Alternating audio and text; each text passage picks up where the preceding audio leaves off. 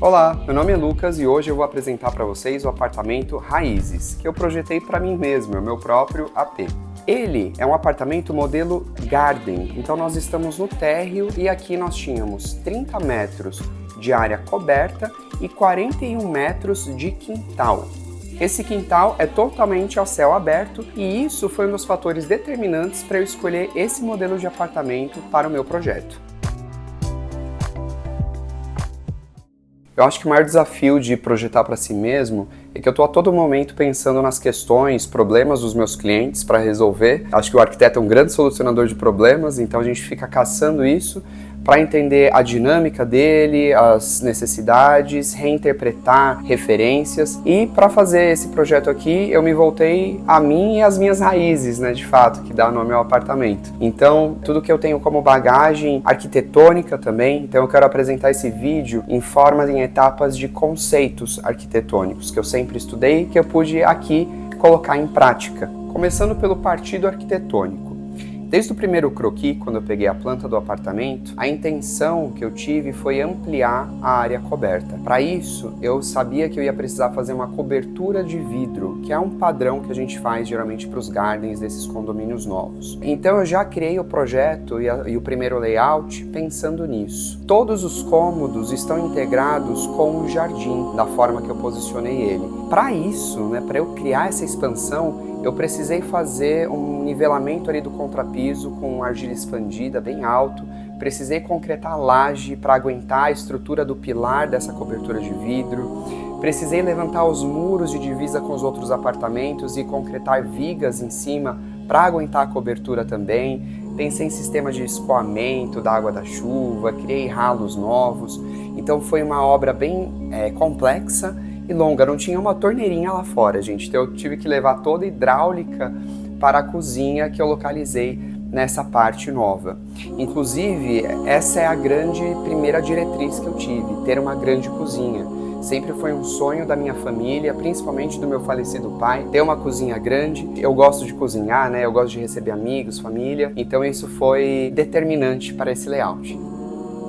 Para a área interna, a gente teve que derrubar todas as paredes porque eu quis ampliar a região do banheiro e a região do quarto também. E onde era cozinha, sala e um pequeno quintal coberto, agora virou esse grande living, essa área de estar. Todos os cômodos recebem iluminação natural do jardim. Ele funciona aqui como um grande pulmão e uma grande janela para todos os cômodos, inclusive o banheiro. A região de banho, o box, eu dividi ela do quarto com uma parede de vidro que fica voltada em frente à janela do quarto e dessa forma eu consigo tomar proveito do jardim. E aqui entra o primeiro conceito de todos que eu chamei de surpresa. Eu quis que cada cômodo, cada parte da casa me surpreendesse de alguma forma. Tem uma frase de um arquiteto que eu gosto muito, que é brasileiro inclusive, o Isaiah Weinfeld, que ele fala que a arquitetura precisa causar infartos, que ele ama o elemento inusitado na arquitetura dele. Eu pensei, assim que eu abrir a porta de casa, eu quero dar de cara com o jardim, eu já quero sentir que esse apartamento parece uma casa mesmo. Isso me levou também a criar outros elementos que tornassem esse ambiente diferente.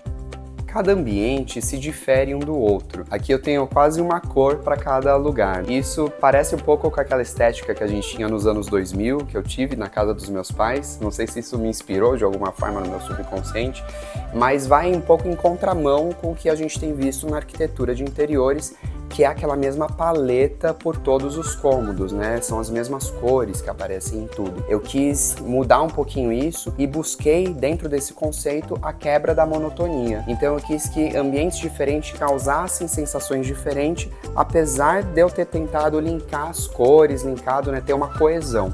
Então o meu banheiro, que é uma espécie de closet, ele tem esse amarelo queimado, mais vivo, mas assim que eu entro na região de banho, a sensação muda, as cores mudam.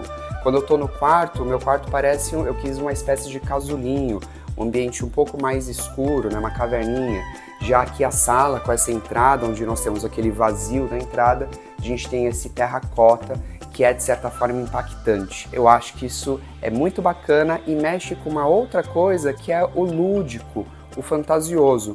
Eu busquei alguns elementos aqui em casa que me trouxessem a vontade de interação e curiosidade. Então, por exemplo, Essa estante que nós temos aqui na sala, azul, ripadinha, ela vira ali para a cozinha, né? Vira o vassoureiro, então é um móvel multifuncional. E nesse móvel nós temos um painel camuflado com a televisão. Esse painel ele é giratório e ele me permite ter uma grande televisão tanto voltada para a sala quanto voltada para o quarto. Eu pude aproveitar a mesma TV. Eu gosto muito de videogame, então isso para mim é muito bom poder jogar o meu videogame dos dois lados. Então isso foi algo bem interessante e chamativo que eu usei aqui. Aqui onde eu tô, nessa região do sofá, antes era aqui na parte fechada um quintal, né? E mais ou menos desse quadro para lá era tudo aberto. Então a gente fez essa integração. Essa parede aqui atrás é de drywall, ela está escondendo aqui hidráulica, né, da tubulação da cozinha que nós demos a volta. E ali, onde nós temos esse nicho com controle de televisão, controle de videogame, nós temos também o shaft do prédio. Então isso daqui é uma caixa vertical que percorre o prédio inteiro com a tubulação ali de água e de gás. Eu tinha voltado para cá, tem uns registros feiosos. Então dessa problemática, né, já que eu tô com o sofá aqui, me veio a ideia de revestir, basicamente construir meu próprio shaft, né, essa capa que eu fiz com marcenaria de MDF cru, pintado da mesma cor ali da entrada ali do hall. Então o MDF cru ele aceita a tinta e aí eu consegui camuflar esse móvel. Também usinei esses furos ali em cima e embaixo, as saídas de ventilação da tubulação de gás, e voltado aqui para o sofá a gente tem essa marcenaria, esse móvel que abriga os controles. O segundo conceito eu vou chamar de repensar o óbvio, porque isso foi uma diretriz, na verdade, que eu me questionei em muitas coisas. Por exemplo, eu me perguntei por que eu saio do meu banho, vou até o quarto me trocar, vou com toalha até lá, ou pego a roupa no quarto e levo até o banheiro? Por que o guarda-roupa não é no banheiro? E daí me veio a ideia de separar o meu banheiro do meu quarto com esse guarda-roupa que abre para ambos os lados. Ele não tem um fundo, né? Ele tem porta dos dois lados. E com isso eu consigo sair do banho e já colocar minha roupa. E eu também, quando eu preciso acessar esse guarda-roupa pelo quarto, eu posso. Então, com isso, eu consegui um móvel que me atende de uma maneira muito funcional e eu tenho adorado isso. Dentro disso, a gente também tem o quadro de luz, que com a ampliação do banheiro acabou ficando dentro dele. Então, para camuflar esse quadro, eu pensei numa serralheria com uma portinha que deixa ele ali escondidinho. E dentro dessa mesma ideia de serralheria, eu quis brincar com todos os metais nessa mesma estética. Então, de serralheria também, né, eu fiz um cabideiro, eu fiz o espelho que está iluminado, um toalheiro de mão, um toalheiro de banho, e eles até se assemelham ali com a torneira que eu escolhi. Quis criar essa identidade visual. Gente, para quem tá pensando que minhas roupas vão mofar, né, pelo guarda-roupa tá no banheiro, ou a questão do quadro de luz, não se preocupem, não tem nenhuma umidade que vai para essa região. Eu fiz o vidro do box até o teto. Inclusive eu fiz uma diferença de altura entre o teto da região de banho do box e o teto do banheiro. Com isso eu consigo esconder o trilho, deixar o design ali um pouco mais limpo. E eu coloquei um sistema de exaustão muito bom. Então eu comprei um exaustor de saída horizontal, ele fica no meio da tubulação e tira todo o vapor por uma chaminé. Eu posicionei esse motorzinho na região do quarto, inclusive, para quando eu tomasse banho eu não ficasse ouvindo ali o barulho do motorzinho. E dentro do banho a gente tem essa grelha que ela suga todo o vapor. Outra coisa que eu repensei foi a entrada do meu apartamento. Quais são as primeiras coisas que eu faço? Então eu sempre tiro o tênis, eu coloquei a sapateira ali. Sempre eu tenho alguma coisa que eu trago da rua ou minha própria carteira, então quis fazer ali uma gavetinha, que nesse caso ela tá acoplada, escondidinha ali nessa marcenaria flutuante, que é um bar. Então eu posicionei o bar logo na entrada do apartamento, junto com esse volume todo, porque é uma das primeiras coisas que eu faço quando eu recebo alguém, na verdade, é servir uma bebida, é pegar a taça lá para ir colocar um vinho pra gente. Então eu achei isso primordial na entrada desse hall. Terceiro e mais importante conceito, arquitetura orgânica. Essa sempre foi minha área de estudo no mundo acadêmico. Basicamente, a arquitetura orgânica é a reconexão do ser humano com a natureza através da arquitetura. Um escultor muito famoso chamado Rodin já dizia que todos os grandes gênios, a característica que eles têm em comum é esse fascínio pela natureza. Esse estudo da natureza para fazer alguma coisa, essa ciência pode ser chamada de biônica, né? Leonardo da Vinci acho que é um grande exemplo disso. Outro arquiteto que eu quero citar aqui como uma referência inclusive fortíssima para mim aqui no projeto é o Luiz Barragán, que é um arquiteto mexicano que se inspira na geografia mexicana, das montanhas, das pirâmides e da sua cultura super colorida para fazer as suas obras. E eu busco essa organicidade de formas aqui, né, no projeto através da mistura de texturas, de cores, das formas curvas, tanto as formas geométricas quanto as orgânicas mais fluidas também. Essa estante que tem a televisão que gira e que se torna ali na cozinha um vassoureiro, briga ali a geladeira, ela tem essa curva com essa estante nessa quina curva. Nós temos aqui também essa ilha da cozinha, que é um elemento bem pesado, né? Eu quis enxergar essa ilha como uma rocha mesmo, né? Um elemento rochoso que se firma ao piso através desses fechamentos laterais. Eu fiz nessa pedra uma saia de 7, que é a altura dela, né? Essa grossura que ela tem, para ela parecer mais robusta mesmo. É um granito andorinha escovado, então ele tem essa estética aí bem natural mesmo. E ela tem esse contraste com a mesa de jantar que se acopla nela, né? Sai dessa ilha, que tem esse formato aí mais como uma onda, né? Um formato mais fluido, que é a mesa de jantar. Eu gosto muito dessa ideia de contrastes. Eu fiz uma brincadeira parecida ali no banheiro, que tem uma pedra grandona flutuando. Você pode usar a organicidade tanto nas formas quanto no respeito que tua obra tem pela natureza e o proveito que a gente toma dela. O Oscar, por exemplo, para mim a obra-prima dele é a Casa das Canoas, que não é orgânica só pela forma curva que a cobertura dela tem, mas porque existia ali no terreno uma grande rocha que adentra a região da sala, que pega um pedaço ali, se eu não me engano, da piscina, então ele toma proveito dela. Isso me inspirou na forma de considerar, né, o meu jardim como um jardim de fato, né? Ele não é um quintal, então eu não coloquei azulejo ali fora, né, etc. Eu fiz realmente um espaço com área viva, com gramado pra gente pisar, com plantinhas para eu cultivar. Junto com o meu pedreiro, a gente fez esse caminho aqui cheio de hexágonos, né, de colmeias, que foi uma forminha que eu comprei. Ele fez ali o cimento, aí ele foi colocando, fazendo a forma dos hexágonos e a gente foi removendo alguns pedaços para fazer essa colmeia desfragmentada que percorre aí esse espaço do jardim. Então é uma área muito importante, né, a mais importante aqui da casa. Paisagismo, eu busquei cores também vivas e que combinem com as cores que nós estamos usando aqui dentro. E eu acho interessante que na arquitetura de interiores hoje, nós estamos redescobrindo essa organicidade, né? Então voltou em alta projetos, cozinhas mais coloridas, ou também as formas curvas. Acho que a gente está redescobrindo como é confortável uma quina ser uma curva em vez de um ângulo agudo, né? Como é mais convidativo de fato. Por fim, eu acho que eu tentei representar todas essas ideias, nessa brisa aí de organicidade, num desenho que é o desenho que eu criei para o revestimento da cozinha. Então, junto com o nosso parceiro Estúdio Latitude, eu mandei para eles o desenho e eles criaram, né, eles fabricaram os ladrilhos. Eu até estou com um aqui, olha, que é um revestimento, é um elemento bem artesanal, é uma placa aqui cimentícia. Por ser artesanal, ele é um elemento natural, então ele é poroso, ele pode manchar, a gente teve que fazer ali uma impermeabilização. Uma peça é diferente da outra, as bordas não são perfeitinhas, ele tem imperfeições, assim como todos os materiais naturais que a gente usa. Meu piso de cimento tá já com vários risquinhos, a gente vai fazer um ano quase que eu tô aqui, e isso é normal e isso faz parte, né? Me agrada muito como material. Eu busquei representar nessas formas curvas, nessas ondas, a ideia de natureza. Nessas formas circulares, nós temos a geometria, que seria o estudo do homem, a geometria que a gente encontra na natureza para criar algo. Esse mesmo desenho, ele aparece no quarto, a parede de fundo do quarto e da região de banho é inspirada nessa mesma vibe desse desenho. Então,